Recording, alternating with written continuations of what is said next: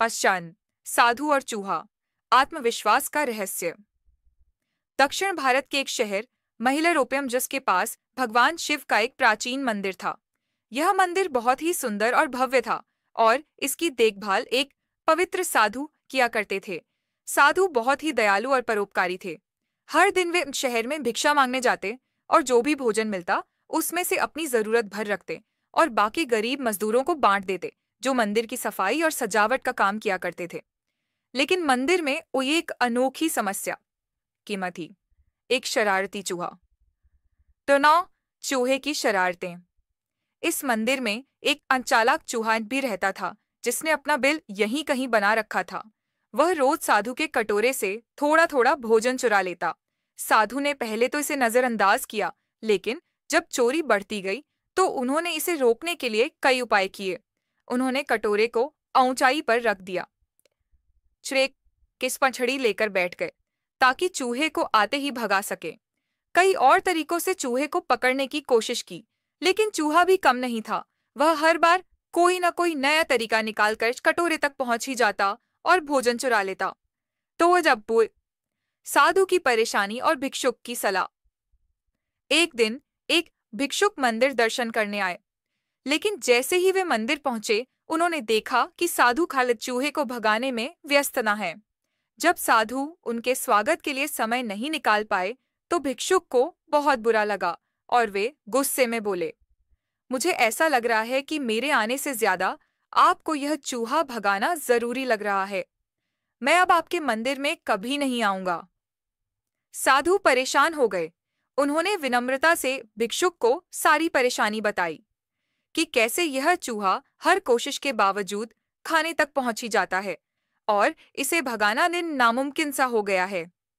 भिक्षुक ने मुस्कुराते हुए कहा, इस चूहे में इतनी शक्ति और आत्मविश्वास आखिर आता कहाँ से है? कोई न कोई कारण जरूर होगा। भिक्षुक कुछ देर सोचते रहे, फिर बोले, मुझे यकीन है कि इस चूहे ने बहुत सारा भोजन जमा कर रखा होगा।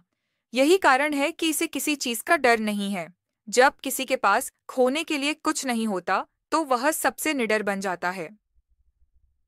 अच्छा, चूहे की असली ताकत। तो साधु और भिक्षुक ने मिलकर एक योजना बनाई। अगले दिन वे चूहे का पीछा करेंगे और उसके बिल का पता लगाएंगे। जैसा तय हुआ था, अगली सुबह दोनों ने ध्यान से चूहे पर नजर रखी। कुछ ही देर में उन्हें उसका बिल मिल गया।